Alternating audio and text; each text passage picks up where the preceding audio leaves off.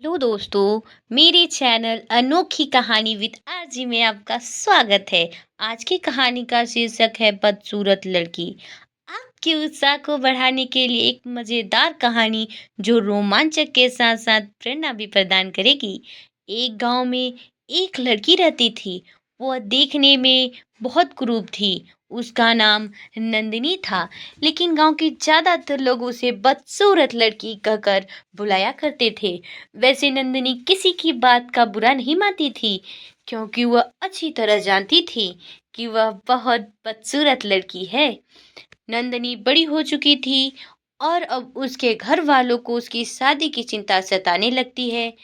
क्योंकि नंदनी दिखने में बिल्कुल सुंदर नहीं थी, इसलिए उससे कौन पसंद करेगा, यह सवाल घर वालों को खाए जा रहा था। लेकिन नंदनी अपनी ही दुनिया में खुश थी। उसके शादी करने की इच्छा नहीं थी। वह पुलिस में भर्ती होना चाहती थी, इसलिए उसका ध्यान पुलिस की भर्ती में होता है। वह कॉलेज पहुंच चुकी थी। नंदिनी के कॉलेज में एक बहुत बड़े डॉक्टर की लड़की पढ़ती थी, जिससे नंदिनी की दोस्ती थी। नंदिनी अक्सर अपनी सहेली से ही अपने दिल की बात कह पाती थी।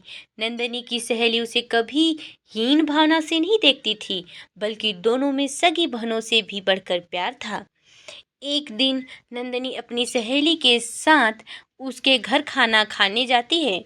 घर में नंदनी की सहेली के माता पिता उसका स्वागत शाही अंदाज में करते हैं और नंदनी के खाने के लिए एक से एक उत्तम व्यंजनों की सजावट करते हैं।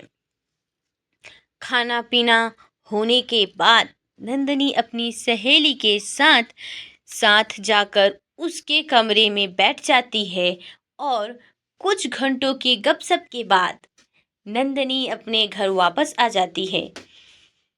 नंदनी के मामा उसकी शादी के लिए एक लड़के का रिश्ता ला होते हैं, जो बैंक में गार्ड के पद पर नौकरी करता था। नंदनी पुलिस ऑफिसर बनना चाहती थी और इसलिए वह शादी के लिए तैयार नहीं थी। वह अपने माता पिता से रिश्ते के लिए मना कर देती है, जिस वजह से नंदिनी के मामा जी नाराज होकर चले जाते हैं। नंदिनी के माता पिता उसके ऊपर बहुत गुस्सा होते हैं और उसे खरी खोटी सुनाते हुए कहते हैं कि कल मुही कल लूटी, कहीं की तेरी सूरत देख के तो वैसे भी कोई शादी नहीं करेगा। अगर कोई फंस रहा था तो अपना बंदरिया जैसा मुंह बंद रखा कर, ताकि तेरी शादी हो सके। और नंदिनी दुखी होकर अपने कमरे में चली जाती है और रोने लगती है। नंदिनी अपनी किस्मत को कोसते हुए सोचती है कि इस जिंदगी से छुटकारा पा लूं तो सब खुश हो जाएंगे।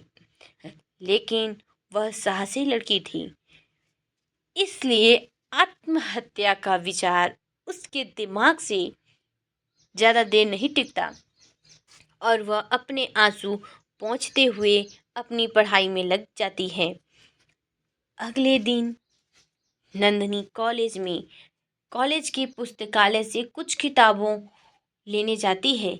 इसलिए वह कॉलेज खत्म होने के बाद अपनी सहेली के लाइब्रेरी जाती है। लाइब्रेरी में एक लड़का नंदिनी की सहेली को एक गुलाब के फूल के साथ एक कागज देता है, जिसमें नंदिनी की सहेली के लिए कुछ शायरियां लिखी होती हैं। नंदिनी की सहेली उस लड़के को वह कागज वापस लौटा देती है और कहती है, मुझे इन सब बातों में कोई दिलचस्पी नहीं है। कृपया दोबारा मेरे साथ ऐसी हरकत मत करना। और दोनों वहां से चली जाती हैं। वह लड़का उसे अपनी प्रेमिका समझने लगता है और वह उसे एक तरफा प्यार करने लगता है। अगले दिन दोनों सहेलियां अपने क्लास में बैठी होती हैं। अचानक वही लड़का दोबारा उनके सामने आकर बैठ जाता है और फिर से नंदिनी की सहेली को प्रपोज करता है। लेकिन इस बार उससे लड़की एक जोरदार थप्पड़ मारती है। लड़का कुर्सी से नीचे गिर जाता है। क्लासरूम में छात्र छात्राओं की भीड़ लग जाती है।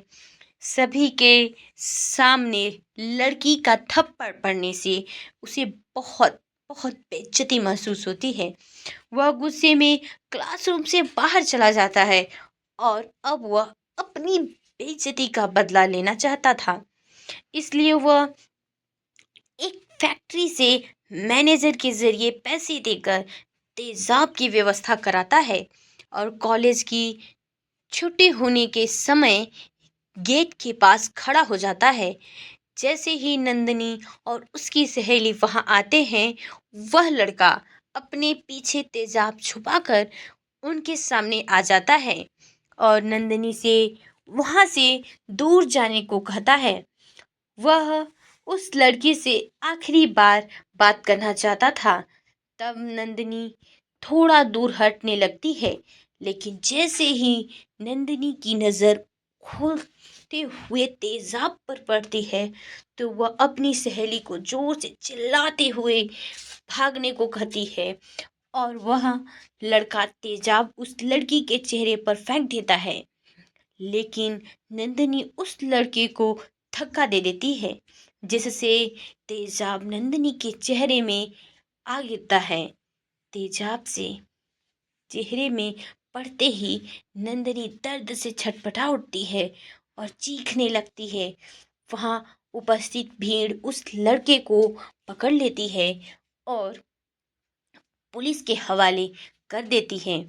नंदिनी का पूरा चेहरा तेजाब से झुलस चुका था। उसे अस्पताल लाया गया। नंदिनी की सहेली को नंदिनी के लिए बहुत बुरा लग रहा था, क्योंकि नंदिनी पहले से ही अपने चेहरे को लेकर दुखी थी और तेजाब की वजह से वह भयानक दिखेगी। नंदिनी के साथ हादसा होते ही उसके माता पिता अस्पताल आ जाते हैं।